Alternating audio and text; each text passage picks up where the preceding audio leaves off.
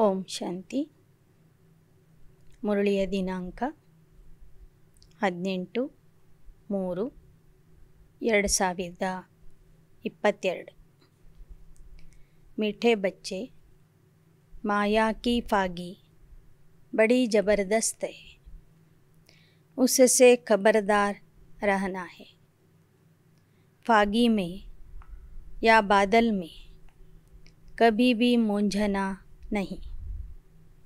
ಮಧುರ ಮಕ್ಕಳೇ, ಮಾಯೆಯ ಮಂಜು ಬಹಳ ಜಬರ್ದಸ್ತ ಆಗಿದೆ.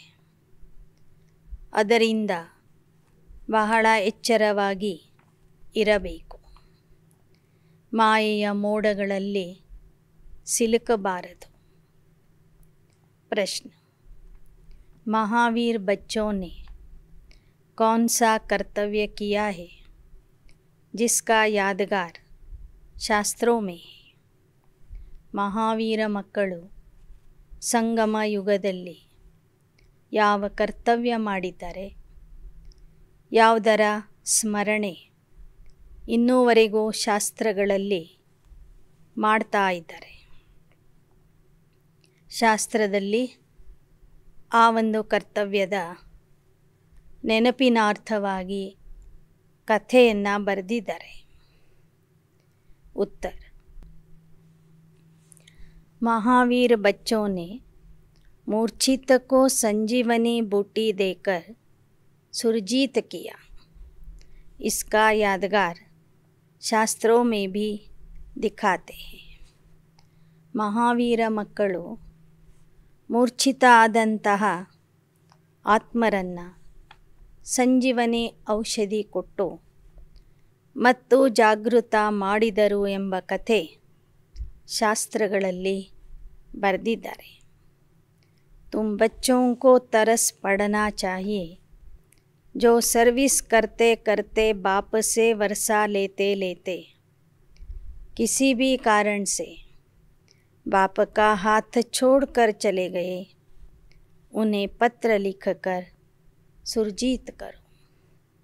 पत्र लिखो कि तुम्हें क्या हुआ जो तुमने पढ़ाई छोड़ दी, बदनसीब क्यों बने. गिरते हुए को बचाना चाहिए. ಬಾಬಾ ಹೇಳ್ತಾರೆ, ಯಾವ ಮಕ್ಕಳು ಸೇವೆ ಮಾಡ್ತಾ ಮಾಡ್ತಾ ಪುರುಷಾರ್ಥ ಮಾಡ್ತಾ ಮಾಡ್ತಾ ಆಸ್ತಿಯನ್ನು ಪಡಿತಾ ಪಡಿತಾ ಒಂದಿಲ್ಲ ಒಂದು ಕಾರಣದಿಂದ ತಂದೆಯ ಕೈ ಬಿಟ್ಟು ಹೋಗಿರ್ತಾರೆ, ಅವರ ಮೇಲೆ ನಿಮಗೆ ದಯೆ ಬರಬೇಕು. ಅವರಿಗೆ ಪತ್ರ ಬರೆದು ಪುನಃ ಜಾಗೃತ ಮಾಡಬೇಕು. ಪತ್ರ ಬರಿಬೇಕು, ನೀವು ಯಾಕೆ ಈ ಅಭ್ಯಾಸವನ್ನು ಓದೋದನ್ನು ಬಿಟ್ಟಿದ್ದೀರಿ, ಭಾಗ್ಯಶಾಲಿ ಆಗುವಂಥವರು ಯಾಕೆ ದುರ್ಭಾಗ್ಯಶಾಲಿಗಳು ಆಗ್ತಿದ್ದೀರಿ. ಹೀಗೆ ಪತ್ರ ಬರೆದು ಬೀಳುವಂಥವರನ್ನು ರಕ್ಷಣೆ ಮಾಡಬೇಕು. ಗೀತ್: ನಯನಹೀನ ಕೋ ರಾಹ ದಿಖಾओ ಪ್ರಭು. ನಯನಹೀನರಿಗೆ ದಾರಿ ತೋರಿಸು ಹೇ ಪ್ರಭು. ओम शांति. यह गीत बहुत कॉमन गाते हैं. हे भगवान, अंधों की लाठी बनो, क्योंकि भक्ति मार्ग में ठोकरें बहुत खाते परंतु बाप को नहीं पाते. आत्मा कहती, हे बाबा, मैं आपसे मिलने के लिए इस शरीर द्वारा बहुत ही ಭಟಕಿ.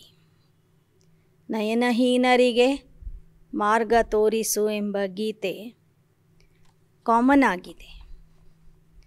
ಭಕ್ತರು ಭಗವಂತನನ್ನು ಕುರಿತು ಭಗವಂತನಿಗೆ ಕೇಳ್ತಾರೆ, ನಾವು ಅಜ್ಞಾನದ ಕುರುಡರು, ನೀನು ಕುರುಡರ ಊರುಗೋಲಾಗಿ ಬಂದು ನಮಗೆ ದಾರಿ ತೋರಿಸು ಅಂತ ಕೇಳ್ತಾರೆ. ಯಾಕೆ ಅಂದರೆ ಭಕ್ತಿ ಮಾರ್ಗದಲ್ಲಿ ಬಹಳ ಅಲ್ದಾಡ್ತಾ ಇದ್ದಾರೆ. ಅಲ್ಲಿ ತಂದೆ ಸಿಕ್ಕಿಲ್ಲ.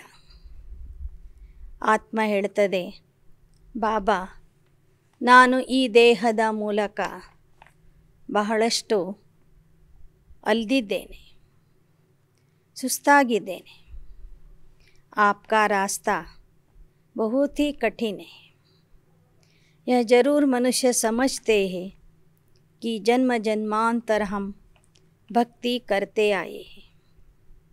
यह नहीं जानते कि हमको ज्ञान मिलना है, तब हम नयनहीन से सजे बनेंगे. ಪರಮಾತ್ಮನ ಹತ್ತಿರ ಮಾರ್ಗ ತೋರಿಸು ಅಂತ ಕೇಳ್ತಾ ಇದ್ದಾರೆ. ಆದರೆ ಆ ಮಾರ್ಗ ಎಷ್ಟು ಕಠಿಣ ಆಗಿದೆ ಅನ್ನೋದು ಅವರಿಗೆ ಗೊತ್ತಿಲ್ಲ. ಈ ವಿಚಾರನೂ ಗೊತ್ತಿಲ್ಲ. ಪರಮಾತ್ಮ ಬಂದು ಭಕ್ತಿಯ ಫಲ ಅಂದರೆ ಜ್ಞಾನ ಕೊಡ್ತಾನೆ. ಆ ಜ್ಞಾನದಿಂದಲೇ ನಾವು ಜಾಗೃತರಾಗ್ತೀವಿ. ಕಣ್ಣಿಲ್ದವ್ರಿಗೆ ಜ್ಞಾನದ ನೇತ್ರ ಸಿಗ್ತದೆ. भक्ति मार्ग का कायदा है, भक्ति करना धक्का खाना. आधा कल्प धक्के खाए, तुमने अब धक्के खाने बंद कर दिए. ना भक्ति करते, ना ಶಾಸ್ತ್ರ ಪಡ್ತೆ. ಭಕ್ತಿಯ ಕಾಯ್ದೆ ಏನು ಅಂದರೆ ದೇಹಕ್ಕೆ ಸಾಕಷ್ಟು ದಂಡನೆ ಮಾಡುವುದು, ಅಲ್ದಾಡೋದು, ಪೆಟ್ಟು ತಿನ್ನೋದು. ನೀವು ಸಹ ಸಾಕಷ್ಟು ಅಲ್ದಿದ್ದೀರಿ. ಈಗ ನೀವು ಎಲ್ಲೂ ಅಲಿಲಿಕ್ಕೆ ಹೋಗೋದಿಲ್ಲ, ಭಕ್ತಿ ಮಾಡೋದಿಲ್ಲ, ಶಾಸ್ತ್ರನೂ ಓದೋದಿಲ್ಲ. जब भगवान मिल गया फिर यह सब क्यों करे? जबकि भगवान हमको अपने साथ ले जाने वाला मिला है, तो फिर हम धक्के क्यों खाए? ನಮಗೆ ಪರಮಾತ್ಮ ಸಿಕ್ಕಿದಾನಂದರೆ ಮತ್ತೆ ಯಾಕೆ ನಾವು ಅಲಿಬೇಕು, ಯಾಕೆ ಪೆಟ್ಟು ತಿನ್ನಬೇಕು? ಭಗವಾನ್ ಆಯೇಗಾ ತೋ ಜರೂರ್ ಸಬ್ಕೋ ಸಾಥ್ ಲೇ ಜಾಯೇಗಾ. ಅವನು ಬಂದಿದ್ದಾನೆ ಅಂದರೆ ಅವಶ್ಯವಾಗಿ ನಮ್ಮನ್ನು ಜೊತೆಗೇ ಕರ್ಕೊಂಡು ಹೋಗ್ತಾನೆ. ಸಭಿ ಧಕ್ಕೆ ಭೀ ಖಾತೆ ರಹತೆ और एक दो को आशीर्वाद भी करते रहते. समझते कुछ नहीं. पोप साधु संत जो आते हैं उनके लिए समझते हैं यह तो गुरु लोग हमको रास्ता बताएंगे भगवान से मिलने का. परंतु वो गुरु खुद भी रास्ता नहीं जानते, तो फिर दिखाएंगे कैसे? ಕ್ರೈಸ್ತ ಧರ್ಮದ ಧರ್ಮಗುರು ಪೋಪ್ ಆಗಿರಲಿ ಅಥವಾ ಬೇರೆ ಬೇರೆ ಧರ್ಮದ ಗುರುಗಳಾಗಲಿ, ಸಾಧು ಸಂತರಾಗಲಿ ಬಂದಾಗ ಜನ ತಿಳ್ಕೋತಾರೆ ಇವರು ನಮಗೆ ದಾರಿ ತೋರಿಸಬಹುದು ಅಂತ. ಆದರೆ ಅವರಿಗೆ ಪರಮಾತ್ಮನ ಹತ್ತಿರ ಹೋಗುವ ದಾರಿ ಗೊತ್ತಿಲ್ಲ ಅಂದರೆ ಅವರು ಹೇಗೆ ಭಕ್ತರಿಗೆ ದಾರಿ ತೋರಿಸ್ತಾರೆ? आशीर्वाद देते हैं तो सिर्फ इतना कह देते कि भगवान को याद करो, राम राम कहो. जैसे रास्ते में कोई से पूछो फलाना स्थान कहाँ है, तो कहेंगे इस रास्ते से चले जाओ तो पहुँच जाएंगे. ऐसे नहीं कहेंगे साथ ले चलते. ಗುರುಗಳು ಭಕ್ತರಿಗೆ ಹೇಳ್ತಾರೆ, ನೀವು ಪರಮಾತ್ಮನನ್ನು ನೆನಪು ಮಾಡಿರಿ, ರಾಮ ರಾಮ ಅಂತ ಹೇಳ್ರಿ. ಹೇಗೆ ಯಾರಿಗಾದರೂ ನಾವು ಒಂದು ಸ್ಥಳದ ದಾರಿ ಕೇಳಿದರೆ ಅವ್ರು ಹೇಳ್ತಾರೆ ಈ ಥರ ಹೋಗ್ರಿ ಅಂತ.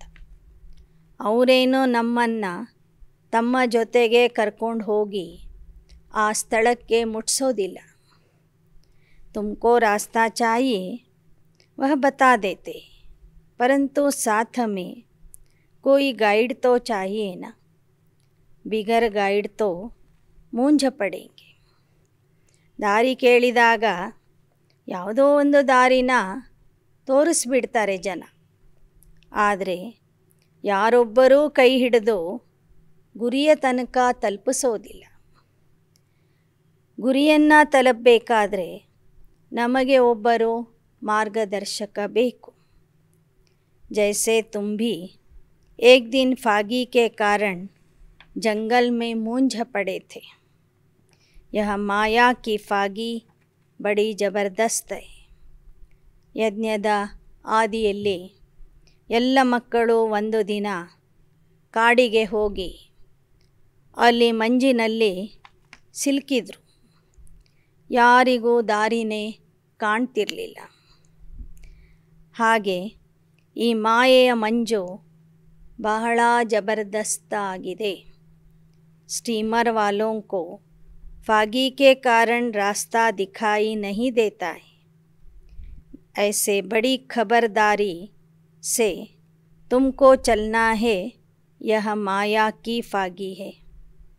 ಹಡಗಿನಲ್ಲಿ ಹೋಗುವಂಥವರು, ವಿಮಾನದಲ್ಲಿ ಹೋಗೋರಿಗೂ ಸಹ ಮಂಜು ಬಂತು ಅಂದರೆ, ಮೋಡಗಳು ಬಂದವು ಅಂದರೆ ದಾರಿನೇ ಕಾಣಿಸೋದಿಲ್ಲ. ಹಾಗೆ ನೀವು ಸಹ ಮಾಯೆಯ ಮಂಜಿನಿಂದ ಬಹಳ ಹುಷಾರಾಗಿ ಇರಬೇಕು. कोई को रास्ते का पता नहीं पड़ता. जप तप तीर्थ आदि करते रहते हैं. भगवान से मिलने के लिए जन्म जन्मांतर भक्ति करते आए. अनेक प्रकार की मत भी मिलती. जैसा संग वैसा रंग. हर जन्म में गुरु भी करना पड़ेगा. अब तुम बच्चों को सद्गुरु मिला है. ಭಕ್ತಿ ಮಾರ್ಗದಲ್ಲಿ ಭಗವಂತನ ಸಲುವಾಗಿ ಜನ್ಮ ಜನ್ಮಾಂತರದಿಂದ ಭಕ್ತಿ ಮಾಡ್ತಾ ಬಂದಿದ್ದಾರೆ. ಅನೇಕ ಗುರುಗಳ ಹತ್ತಿರ ಹೋಗಿ ಅನೇಕರ ಮತವನ್ನು ಕೇಳಿದ್ದಾರೆ. ಎಂತಹ ಸಂಘವು ಅಂತಹ ರಂಗು ನಿಮ್ಮಲ್ಲಿಯೂ ಬಂದಿತ್ತು. ಒಬ್ಬರು ಒಬ್ಬ ಗುರುಗಳ ಹತ್ರ ಹೋದರೆ ಎಲ್ಲರೂ ಸಹ ಜೊತೆಗೆ ಸೇರಿ ಆ ಗುರುಗಳ ಹತ್ತಿರ ಹೋಗ್ತಾರೆ. ಈಗ ನಿಮಗೆ ನಿಜವಾದ ಸದ್ಗುರು ಸಿಕ್ಕಿದ್ದಾರೆ. वह कहते मैं कल्प कल्प आकर तुम बच्चों को वापिस घर ले जाता हूँ. फिर ವಿಷ್ಣುಪುರಿ में भेज देंगे. ಆ ತಂದೆನೇ ಬಂದು ಹೇಳ್ತಾ ಇದ್ದಾರೆ, ಮಕ್ಕಳೇ, ಕಲ್ಪ ಕಲ್ಪಕ್ಕೂ ನಾನು ಬಂದು ನಿಮ್ಮನ್ನು ವಾಪಸ್ ಕರ್ಕೊಂಡು ಹೋಗ್ತೀನಿ. ಮತ್ತು ಆ ಮನೆಯಿಂದ ನಿಮಗೆ ವಿಷ್ಣುಪುರಿಯ ರಾಜ್ಯಕ್ಕೆ ಕಳಿಸ್ತೀನಿ. हम बाबा से वर्षा ले रहे. मानो कोई गुरु व पंडित आदि आकर यह ज्ञान ले और दूसरों को कहे कि मन मना भव, शिव बाबा को याद करो. तो उनके शिष्य आदि पूछेंगे, तुमने यह ज्ञान कहाँ से लिया? वह झट समझेंगे कि इसने दूसरा रास्ता ले लिया है. उनका दुकान ख़त्म हो जाएगा, मान्यता ख़त्म हो जाएगी. कहेंगे, तुमने ब्रह्मा कुमारियों से ज्ञान लिया, तो हम क्यों न बीके के पास जाए? खुद गुरु लोग भी कहते हैं, सब जिज्ञासु हमको छोड़ देंगे, फिर हम कहाँ से खाएंगे? सारा धंधा ही ख़त्म हो जाएगा, सारा मान ख़त्म हो जाएगा.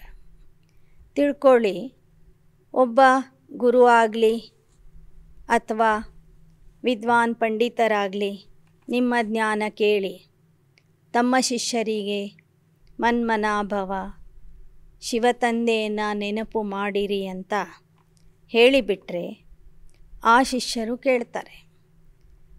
ಇಲ್ಲಿಯ ತನಕ ಈ ಥರ ಹೇಳ್ತಿರಲಿಲ್ಲ, ಇವತ್ತಿನಿಂದ ಮನ್ಮನಾಭವ, ಶಿವನನ್ನು ನೆನಪು ಮಾಡಿರಿ ಅಂತ ಹೇಳ್ತಿದ್ದೀರಿ ಅಂದಮೇಲೆ ಈ ಜ್ಞಾನ ನೀವು ಎಲ್ಲಿಂದ ಕೇಳಿದ್ದೀರಿ? ಅವಶ್ಯವಾಗಿ ನೀವು ಬೇರೆ ದಾರಿಯನ್ನು ಹಿಡಿದಿದ್ದೀರಿ.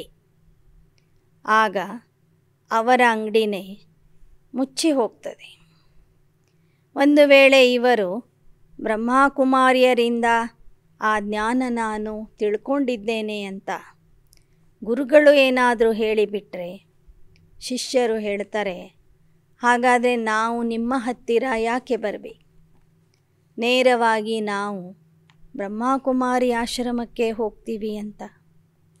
ಅದಕ್ಕಾಗಿ ಗುರುಗಳು, ಅನೇಕ ಗುರುಗಳು ಈ ಜ್ಞಾನವನ್ನು ತಿಳ್ಕೊಂಡ್ರೂ ಸಹ ತಮ್ಮ ಶಿಷ್ಯರ ಮುಂದೆ ಅವರು ಓಪನ್ನಾಗಿ ಇದನ್ನು ಹೇಳೋದಿಲ್ಲ.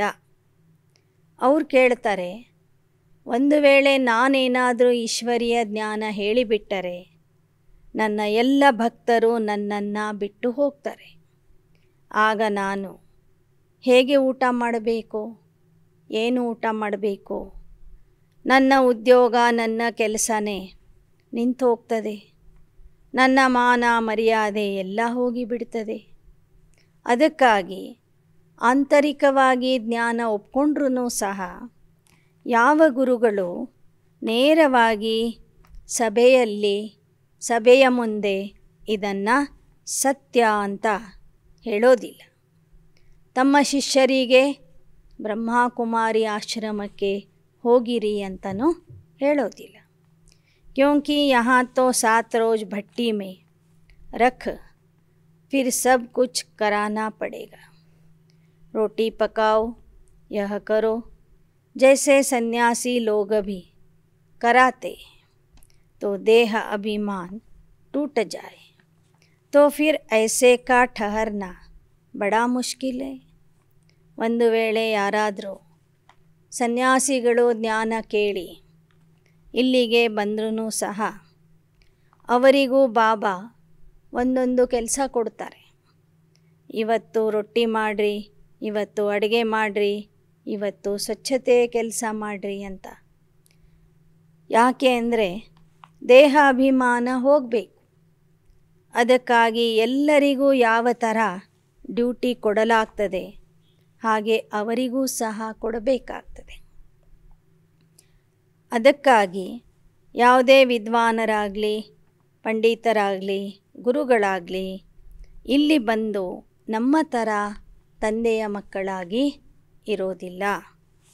दूसरी बात, जो बाहर से आते हैं उनको पहले बाप का परिचय देना है. बाबा विश्व का रचयिता है. हमारी एम ऑब्जेक्ट है नर से नारायण बनना. ಯಾರೇ ಬರಲಿ ಮೊದಲು ಆ ತಂದೆಯ ಪರಿಚಯ ಕೊಡಬೇಕು. ಅವನೇ ವಿಶ್ವದ ರಚಯಿತ, ವಿಶ್ವದ ಶಿಕ್ಷಕ. ಇದು ಅವನ ಶಾಲೆ. ಈ ಶಾಲೆಯಲ್ಲಿ ಓದುವಂಥವರ ಮುಂದೆ ಒಂದು ಗುರಿ ಇದೆ. ನರನಿಂದ ನಾರಾಯಣ ಆಗುವ ಗುರಿ ಇದೆ. ತುಮಕೋ ಭಿ ದಾಖಿಲ್ ಹೋನಾ ಹೈ ತೋ 8 ರೋಜ್ ಆಕರ್ ಪಢನಾ ಹೋಗ. ನೀವು ಜನರಿಗೆ ಹೇಳಿ ನಿಮಗೂ ನಾರಾಯಣ ಪದವಿ ಬೇಕು ಅನ್ನೋದಾದರೆ ಈ ಶಾಲೆಗೆ ಬಂದು ಸೇರಿಕೊಳ್ಳಿ. ಮೊದಲು 8 ದಿನ ಕೋರ್ಸನ್ನು ತಿಳ್ಕೊಳ್ಳ್ರಿ, ನಂತರ ಅಭ್ಯಾಸ ಮಾಡಿರಿ. ಬಡಿ ಭಾರಿ मेहनत है. इतना अभिमान कोई तोड़ न सके. ऐसे आदमी जल्दी आ नहीं सकते. बाप समझाते हैं तुम भाई बहन हो, एक दो को समझा सकते हो.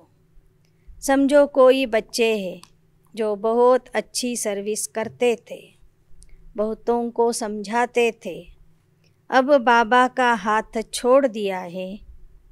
अब यह तो तुम जानते हो कि शिव बाबा हमको पढ़ाते हैं ब्रह्मा द्वारा, डायरेक्ट तो नहीं पढ़ा सकते.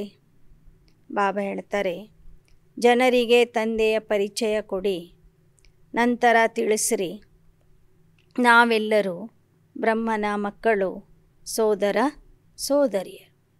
ಈ ಥರ ನೀವು ಜನರಿಗೆ ಜ್ಞಾನ ತಿಳಿಸುವ ಸೇವೆ ಮಾಡಿರಿ. ಆದರೆ ಒಮ್ಮೊಮ್ಮೆ ಸೇವೆ ಮಾಡುವಂಥ ಮಕ್ಕಳು ತಂದೆಯ ಕೈ ಬಿಟ್ಟು ಹೋಗಿಬಿಡ್ತಾರೆ. ಬಾಬಾ ಕಹತೆ मैं डायरेक्ट तो नहीं पढ़ा सकता, ब्रह्मा द्वारा स्थापना कराता हूँ, राजयोग सिखलाता हूँ. अगर कोई ने ब्रह्मा का हाथ छोड़ा तो गोया शिव का भी छोड़ा. ಶಿವಬಾಬಾ ಹೇಳ್ತಾರೆ, ನಾನು ನೇರವಾಗಿ ಓದಿಸೋದಿಲ್ಲ, ಬ್ರಹ್ಮನ ಮೂಲಕನೇ ಓದಿಸ್ತೀನಿ. ನೀವು ಬ್ರಹ್ಮನ ಮೇಲೆ ಸಿಟ್ಟಾಗಿ ಶಿವನ ಕೈ ಬಿಟ್ಟರೆ ನಿಮಗೆ ನುಕ್ಸಾನ ಆಗ್ತದೆ. ವಿಚಾರ ಕಿಯಾ ಜಾತಾ ಹೈ ಫಲಾನೇನೆ ಕ್ಯೋ ಛೋಡ. ಬ್ರಹ್ಮನ ಕೈ ಬಿಡೋದಂದ್ರೇ ಶಿವ ತಂದೆಯ ಕೈ ಬಿಡುವುದಾಗಿದೆ. ವಿಚಾರ ಮಾಡಿರಿ, ಯಾಕೆ ಇಂಥವರು ಜ್ಞಾನ ಬಿಟ್ಟು ಹೋಗಿದ್ದಾರೆ. ನಸೀಬ್ದಾರ್ ಬನ್ನೆ ಕೆ ಬದಲೆ बदनसीब क्यों बने हो? तुम रूठे किससे हो? बहनों से रूठे होंगे. तुम जो इतना वर्षा लेने वाले थे, फिर क्या हुआ?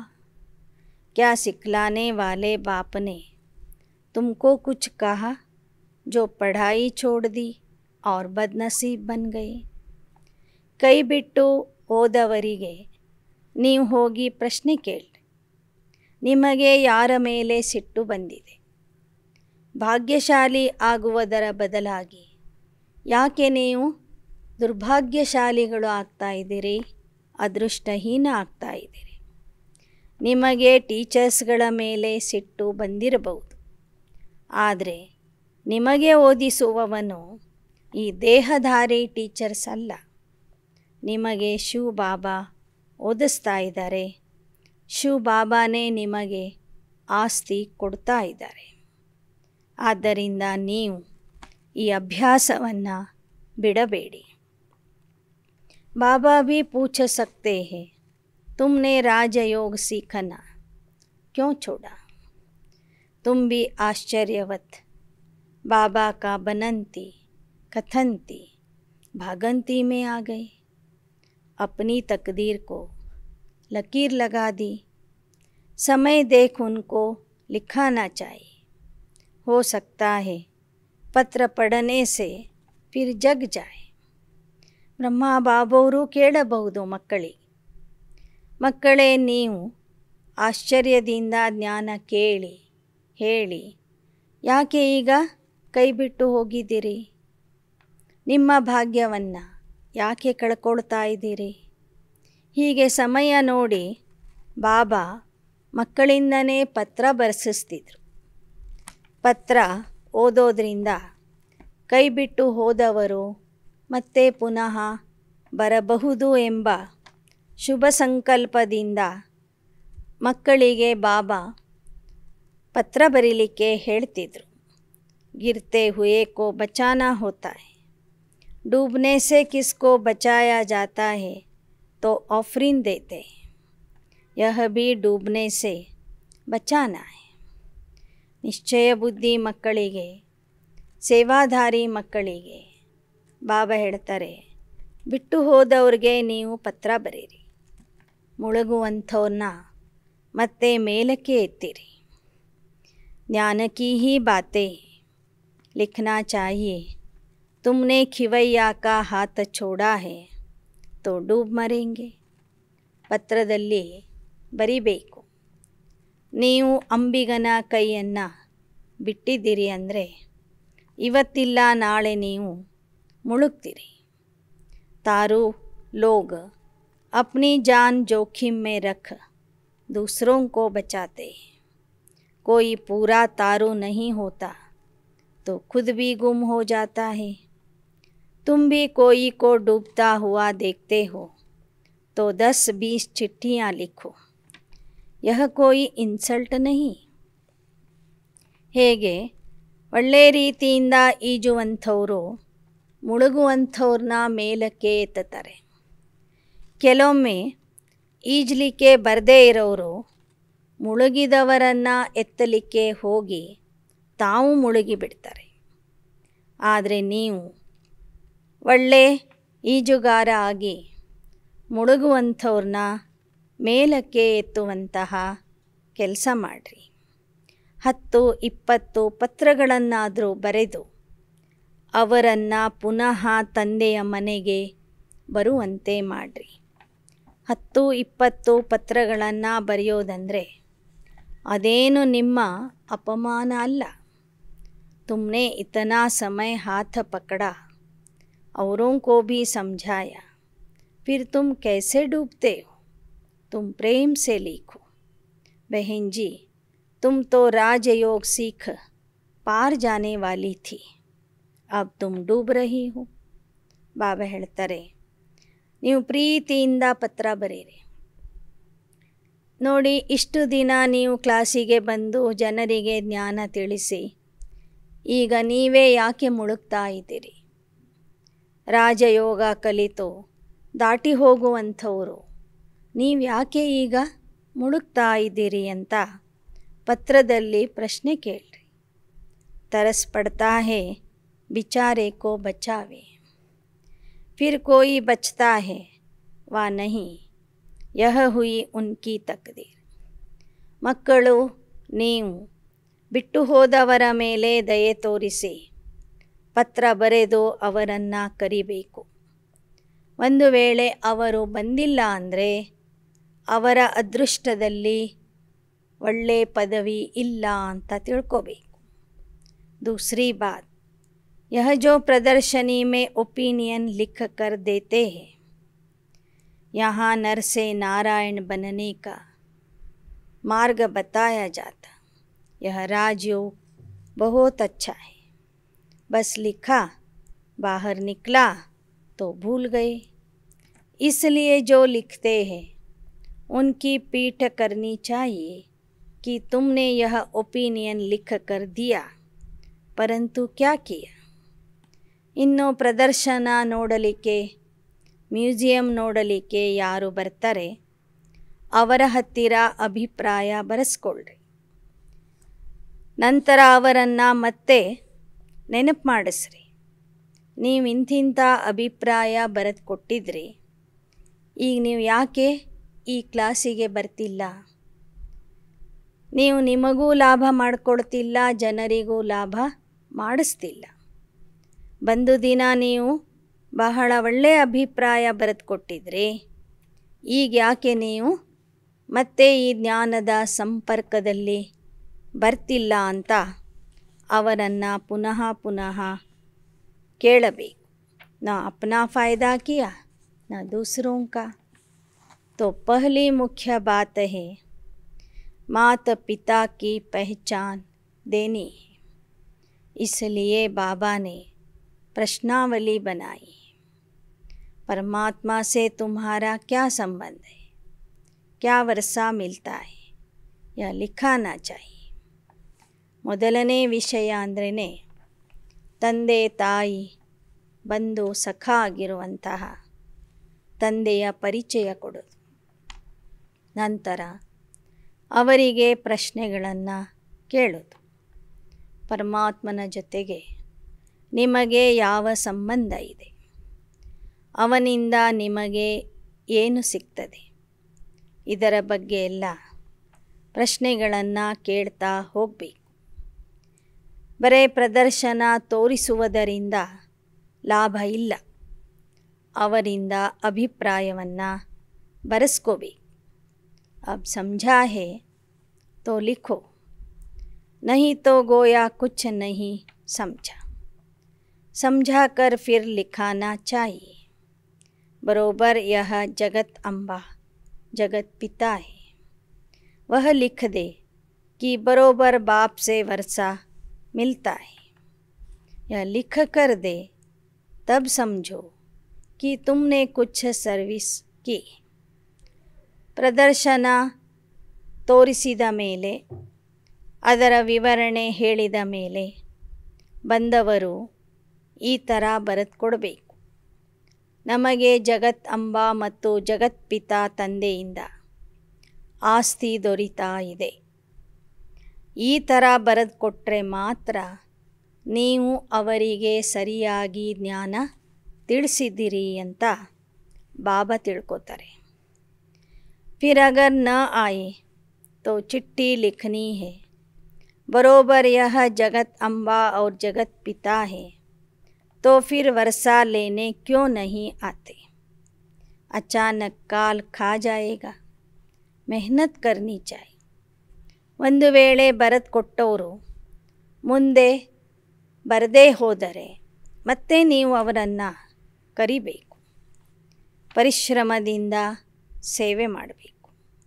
उसमें मुश्किल कोई 2-4 निकले तो फ़ायदा क्या हुआ. बच्चों को पुरुषार्थ करना चाहिए. आना छोड़ दे तो चिट्ठी लिखनी चाहिए. बेहद के बाप से वर्षा लेते थे, फिर माया ने तुमको पकड़ लिया. ಯಾರು ಬಹಳ ದಿನಗಳವರೆಗೆ ಜ್ಞಾನಕ್ಕೆ ಬಂದು ಮತ್ತೆ ಕೈ ಬಿಟ್ಟು ಹೋಗ್ತಾರೆ, ಅವರಿಗೆ ನೀವು ಪತ್ರ ಬರಿಬೇಕು. ಬೇಹದ್ದಿನ ತಂದೆಯಿಂದ ಆಸ್ತಿ ತಗೊಳ್ಳಿಕ್ಕೆ ಬರ್ತಿದ್ರಿ, ಈಗ ಯಾಕೆ ಬಿಟ್ಟಿದ್ದೀರಿ? ನಿಮಗೆ ಮಾಯೆ ಹಿಡ್ಕೊಂಡಿದೆ ಅಂತನೂ ಬರಿಬೇಕು.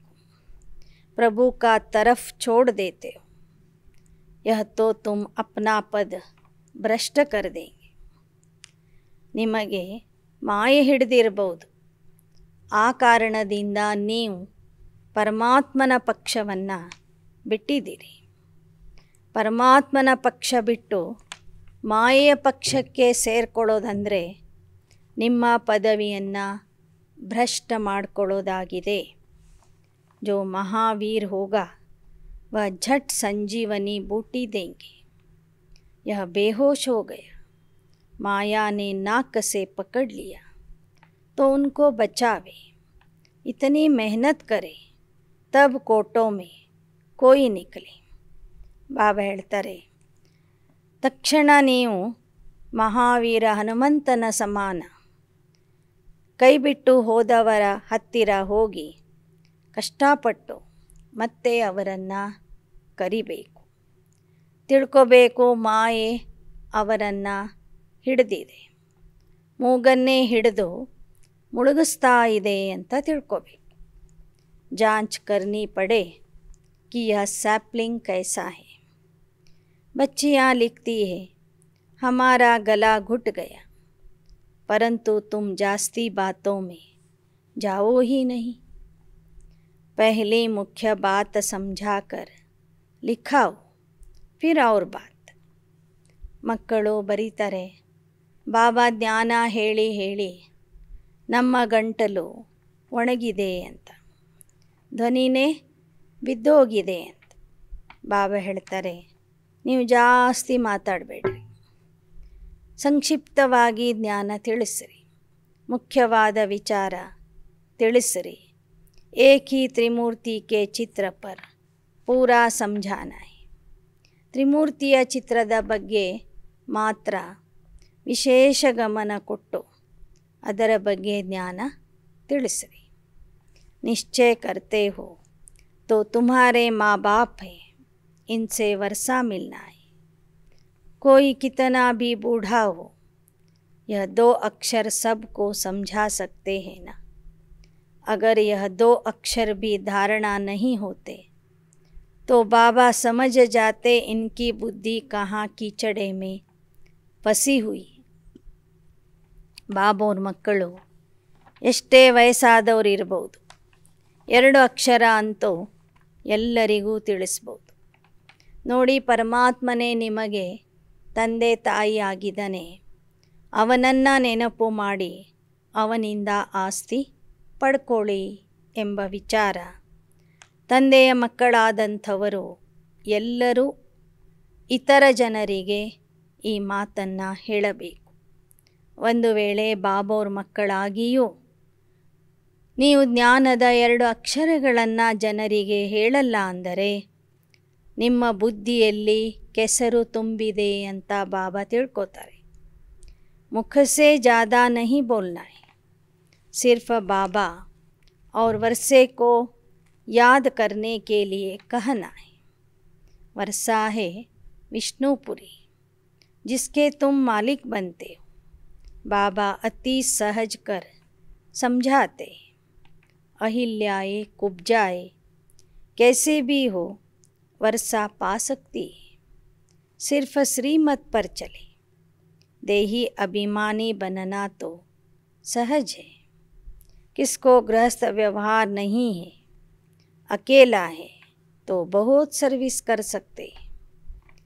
ನೀವು ಬಾಯಿಂದ ಜಾಸ್ತಿ ಮಾತಾಡಬೇಡ್ರಿ. ಸಹಜವಾಗಿ ಎರಡೇ ಶಬ್ದಗಳಲ್ಲಿ ಜ್ಞಾನ ತಿಳಿಸ್ರಿ. ಎಂಥವರಾದರೂ ಈ ಜ್ಞಾನವನ್ನು ಕೇಳಿ ತಂದೆಯ ಆಸ್ತಿಯನ್ನು ಪಡ್ಕೋಬಹುದು. ಅಹಿಲೇಯರು, ಕುಬ್ಜೆಯರು, ಪತಿತರು, ಮಲಿನರು ಎಲ್ಲರೂ ಆಸ್ತಿಗೆ ಅಧಿಕಾರಿಯಾಗಿದ್ದಾರೆ. ಬಾಬಾ ಹೇಳ್ತಾರೆ, ಯಾರಿಗೆ ಗೃಹಸ್ಥ ವ್ಯವಹಾರ ಇಲ್ಲ, ಬಂಧನ ಇಲ್ಲ, ಒಬ್ಬರೇ ಇದ್ದಾರೆ ಅಂದರೆ ಅವರು ಇನ್ನೂ ಹೆಚ್ಚಿನ ರೀತಿಯಲ್ಲಿ ಸೇವೆ ಮಾಡಬಹುದು. कोई को देह अभिमान रहता है, मोह की रग टूटती नहीं. ಕೆಲವರಲ್ಲಿ ಇನ್ನೂ ದೇಹದ ಅಭಿಮಾನ ಇದೆ, ಕೆಲವರಲ್ಲಿ ಮೋಹ ಇದೆ. ಮೋಹದ ಎಳೆಗಳು ಇನ್ನೂ ಬಿಟ್ಟಿಲ್ಲ. ದೇಹಿ ಅಭಿಮಾನಿ ಶರೀರ में मोह नहीं रखेंगे. बाबा युक्ति बताते, तुम अपने को आत्मा समझो. यह पुरानी दुनिया, इनसे ममत्व मिटाना है. ಯಾರು ಆತ್ಮ ಅಭಿಮಾನಿ ಆಗಿರ್ತಾರೆ ಅವರಿಗೆ ದೇಹದ ಮೇಲೆ ಮೋಹ ಇರೋದಿಲ್ಲ. ಅದಕ್ಕಾಗಿ ಬಾಬಾ ಮತ್ತೆ ಮತ್ತೆ ಉಪಾಯ ಹೇಳ್ತಾರೆ, ಮಕ್ಕಳೇ ಆತ್ಮ ಆಗಿರಿ. ಆಗ ದೇಹದ ಪ್ರಪಂಚದ ಮೇಲೆ ಇರುವ ಮೋಹ ಮಮತ್ವ ಎಲ್ಲ ಹೋಗಿಬಿಡ್ತದೆ. ಕಿತನಿ ಕಮಾಯಿ ಹೋತಿ खुद भी करो, औरों को भी कराओ. माँ बाप बच्चों को लायक बना देते हैं, फिर बच्चे का काम है बाप की संभाल करना. फिर माँ बाप छूटे. यहाँ बहुत है जिनकी रग जाती. ಬಾಬಾ ಹೇಳ್ತಾರೆ, ತಂದೆ ತಾಯಿಗಳು ಮಕ್ಕಳಿಗೆ ಓದಿಸಿ ಲಾಯಕ ಮಾಡ್ತಾರೆ. ನಂತರ ಮಕ್ಕಳ ಕೆಲಸ ಆಗಿದೆ ತಂದೆ ತಾಯಿಗಳನ್ನು ನೋಡ್ಕೊಳ್ಳೋದು. ಆದರೆ ಇಲ್ಲಿ ಬಾಬಾ ನೋಡ್ತಾ ಇದ್ದಾರೆ, ತಂದೆ ತಾಯಿಗಳಿಗೆ ಮಕ್ಕಳ ಮೇಲೆ ಇರುವ ಮೋಹನೇ ಹೋಗೋದಿಲ್ಲ. कोई को अपना बच्चा नहीं तो धर्म के बच्चे में मोह जाता है, फिर वह पद पा नहीं सकेंगे. ಯಾವ ಮಕ್ಕಳಲ್ಲಿ ಇನ್ನೂವರೆಗೂ ಮೋಹ ಇದೆಯೋ ಅವರು ಭವಿಷ್ಯದಲ್ಲಿ ಒಳ್ಳೆ ಪದವಿ ಪಡ್ಕೊಳ್ಳೋದಿಲ್ಲ. ಕೆಲವರಿಗೆ ಸ್ವಂತ ಮಕ್ಕಳು ಇಲ್ಲದಿದ್ದರೂ ದತ್ತು ಮಕ್ಕಳ ಮೇಲೆ ಮೋಹ ಇರ್ತದೆ. फिर सर्विस के बदले डिसर्विस करते. जो निश्चय बुद्धि बच्चे हैं कहेंगे यह हमारा बाप है. इनसे राजयोग द्वारा 21 जन्म का वर्षा मिलता है. ಮೋಹ ಇದ್ದವರು ಸೇವೆಯ ಬದಲಾಗಿ ಡಿಸ್ಸರ್ವಿಸ್ ಮಾಡ್ತಾರೆ. ಆದ್ದರಿಂದ ಬಾಬಾ ಹೇಳ್ತಾರೆ, ನಿಶ್ಚಯ ಬುದ್ಧಿಯಾಗಿ ತಂದೆಯಿಂದ 21 ಜನ್ಮದ ಆಸ್ತಿಯನ್ನು ಪಡ್ಕೊಳ್ಳಿ. ನೈ ದುನಿಯಾ ಕಿ ರಚನಾ कैसे होती, कैसे हम मालिक बनते, यह है एम ऑब्जेक्ट. परंतु बच्चे पूरा समझाते नहीं है. तुम बच्चों को रात दिन खुशी रहनी चाहिए कि हम ईश्वरीय संतान हैं. वहाँ विष्णु की दैवी संतान को इतनी खुशी नहीं होगी जितनी अब तुम ईश्वरीय संतान को है. ಬಾಬಾ ಹೇಳ್ತಾರೆ, ರಾತ್ರಿ ಹಗಲು ನಿಮ್ಮಲ್ಲಿ ಖುಷಿ ಇರಬೇಕು, ನಾವು ಈಶ್ವರನ ಮಕ್ಕಳಾಗಿದ್ದೇವೆ ಎಂಬುದರ ಬಗ್ಗೆ. ವಿಷ್ಣುವಿನ ಮಕ್ಕಳು ದೈವಿ ಸಂತಾನರು, ಅವರಲ್ಲಿಯೂ ಸಹ ಇಂತಹ ಖುಷಿ ಇರೋದಿಲ್ಲ. ಎಷ್ಟು ಖುಷಿ ನಿಮಗಿದೆಯೋ ಅಷ್ಟು ಖುಷಿ ದೇವತೆಗಳ ಮಕ್ಕಳಿಗೂ ಇರೋದಿಲ್ಲ ಅಂತ ಹೇಳ್ತಾರೆ ಬಾಬಾ. ಯಾಕೆ ಅಂದರೆ ಇಲ್ಲಿ ನಾವು ಶ್ರೇಷ್ಠಾತಿ ಶ್ರೇಷ್ಠ ತಂದೆ ಪರಮಾತ್ಮನ ಮಕ್ಕಳಾಗಿದೆ, ಈಶ್ವರನ ಮಕ್ಕಳಾಗಿದ್ದೇವೆ. फिर तुम विष्णु की संतान बनेंगे, परंतु खुशी तो अभी है. देवताओं को ईश्वरीय संतान से ऊंचा नहीं कहेंगे।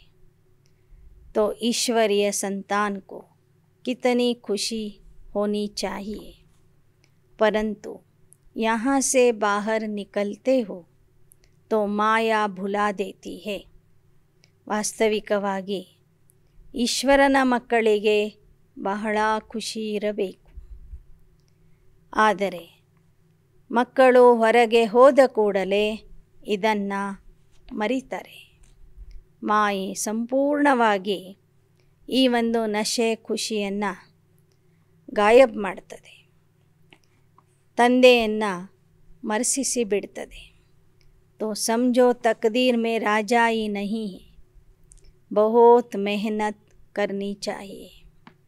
ಯಾವ ಮಕ್ಕಳು ಸೇವಾ ಕೇಂದ್ರದಲ್ಲಿ ಇದ್ದಾಗ ಖುಷಿಯ ಅನುಭವ ಮಾಡ್ತಾರೆ, ತಮಗೆ ತಾವು ಪರಮಾತ್ಮನ ಮಕ್ಕಳು ಅಂತ ತಿಳ್ಕೊತಾರೆ, ಹೊರಗೆ ಹೋದ ಕೂಡಲೇ ಯಾರು ಮರಿತಾರೆಯೋ ಅವರ ಅದೃಷ್ಟದಲ್ಲಿ ರಾಜ್ಯ ಭಾಗ್ಯ ಇಲ್ಲ ಅಂತಲೇ ತಿಳ್ಕೊಬೇಕಾಗ್ತದೆ.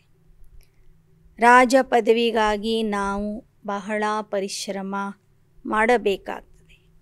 ಮಾಯಾ ಐಸಿ ಹೈ जो वहाँ का वहाँ ही थप्पड़ लगाकर भुला देती है.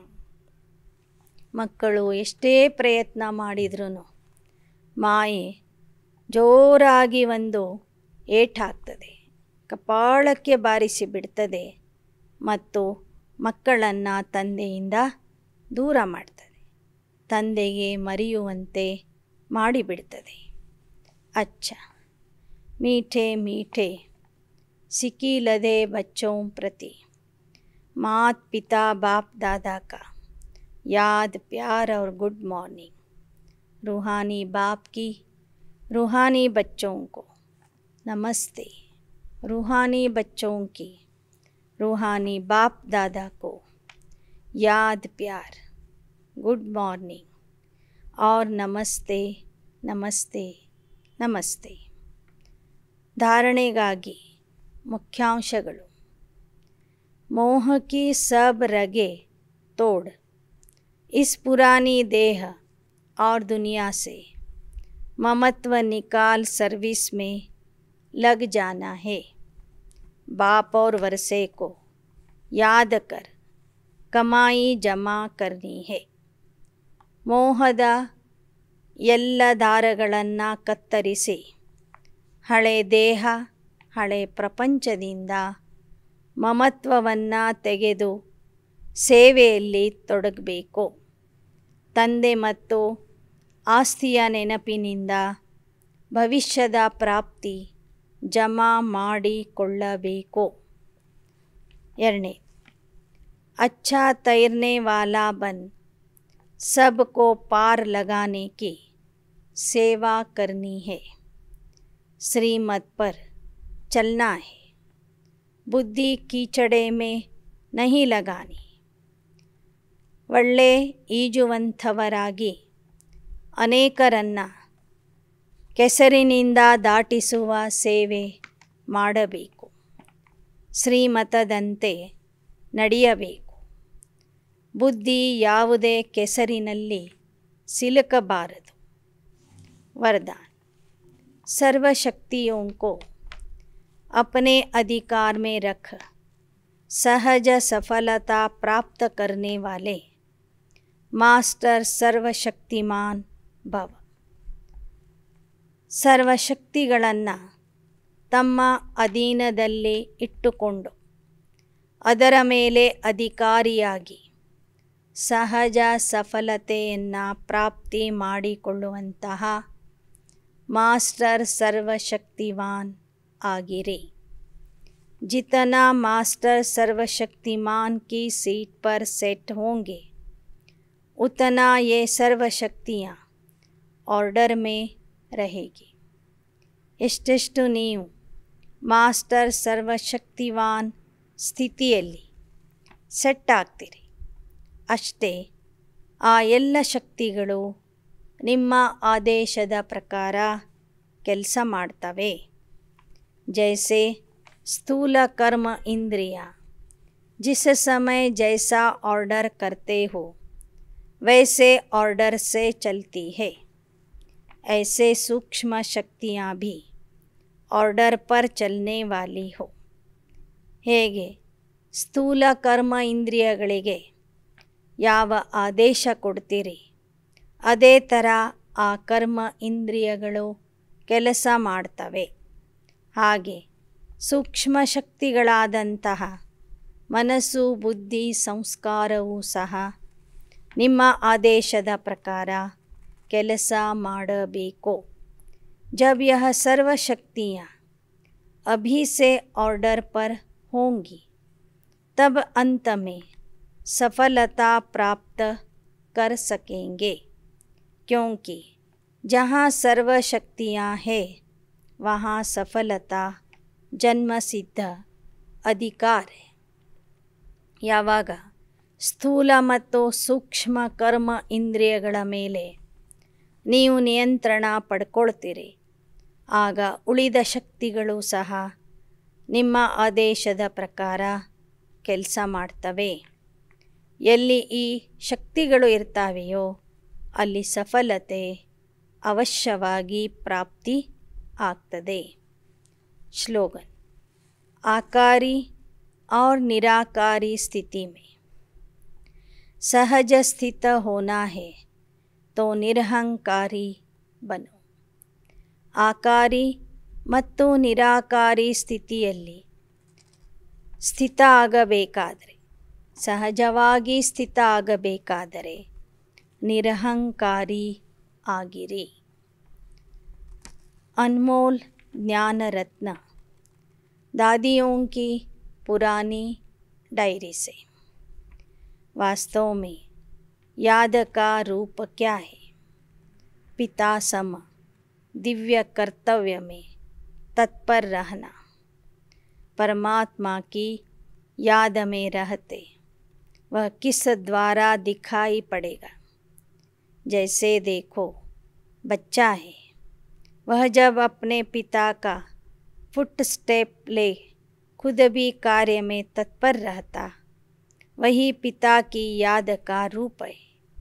क्योंकि पिता अपने बच्चों को फरमान वरदार देख बहुत हर्षित होता है कि यह मेरा बच्चा बिल्कुल सुपात्र है, जो मेरे सिवाय मेरे घर की परवरिश करता है. ಹೇಗೆ ಲೌಕಿಕದ ಮಕ್ಕಳು ತಂದೆಯ ಸಮಾನ ಕರ್ತವ್ಯಗಳನ್ನು ಮಾಡಿದಾಗ, ತಂದೆ ಇಲ್ಲದಾಗ ಮನೆತನದ ಜವಾಬ್ದಾರಿಯನ್ನು ಯಾರು ಸಂಪೂರ್ಣವಾಗಿ ನೋಡಿಕೊಳ್ತಾರೆ ಅಂಥ ಮಕ್ಕಳಿಗೆ ಸುಪಾತ್ರರು, ಸುಪುತ್ರರು ಅಂತ ಹೇಳಲಾಗ್ತದೆ. ಹಾಗೆ ಇಲ್ಲಿಯೂ ಸಹ ಯಾವ ಮಕ್ಕಳು ತಂದೆಯ ಸಮಾನ ಕರ್ತವ್ಯ ಮಾಡ್ತಾರೆ ಅವರಲ್ಲಿ ತಂದೆಯ ಗುಣಗಳು ಕಾಣಿಸ್ತವೆ. वैसे भी जो दैवी वत्स अपने दैवी माता पिता समान दिव्य कर्तव्य करने में तत्पर है, वही याद का ओरिजिनल रूप है. जिस स्वरूप में माता पिता स्थित रहते, उसी स्वस्वरूप में बालक भी स्थित रहने से दोनों की तार आकर कनेक्ट होती और पिता के पास शीघ्र ही जाए ಪਹੁಂಚುತ್ತೆ. ಯಾವ ಮಕ್ಕಳು ತಂದೆ ತಾಯಿಯ ಸಮಾನ ಕರ್ತವ್ಯವನ್ನು ಮಾಡ್ತಾರೆ ಅವರ ಯೋಗ ಪರಮಾತ್ಮನ ಜೊತೆಗೆ ನೇರವಾಗಿ ಜೋಡಣೆ ಆಗ್ತದೆ. ತಂದೆಯ ಸ್ವರೂಪದಲ್ಲಿ ಯಾರು ತಾವು ಬಾಲಕ ಆಗಿ ಸ್ಥಿತ ಆಗ್ತಾರೆ ಅವರ ಬುದ್ಧಿಯ ತಂತಿ ನೇರವಾಗಿ ಪರಮಾತ್ಮನ ಜೊತೆಗೆ ಕನೆಕ್ಟ್ ಆಗ್ತದೆ, जोड़िसल्पड़तदे. पिता भी कहता, ऐसे वत्स मेरे से मिले ही पड़े, अर्थात वह साक्षात मेरा ही स्वरूप है. इस रीति अंतर्मुखता में रह साइलेंस से परमात्मा को भी समीप खींच लेते. ಬಾಬಾ ಹೇಳ್ತಾರೆ, ಸುಪಾತ್ರ ಮಕ್ಕಳು, ಸುಪುತ್ರ ಮಕ್ಕಳು ಸದಾ ನನ್ನ ಜೊತೆಗೇ ಇರ್ತಾರೆ. ಅವರು ಸಾಕ್ಷಾತ್ ನನ್ನ ಸ್ವರೂಪ ಆಗಿರ್ತಾರೆ. ಅವರಲ್ಲಿ ಅಂತರ್ಮುಖತೆ ಮತ್ತು ಶಾಂತಿಯ ಶಕ್ತಿ ಇರ್ತದೆ. ಆ ಶಕ್ತಿಯಿಂದ ಅವರು ಪರಮಾತ್ಮನಿಗೂ ಸಹ ತಮ್ಮ ಹತ್ತಿರ ಎಳ್ಕೋತಾರೆ. ಅಚ್ಚ. ಓಂ ಶಾಂತಿ. ಓಂ ಶಾಂತಿ.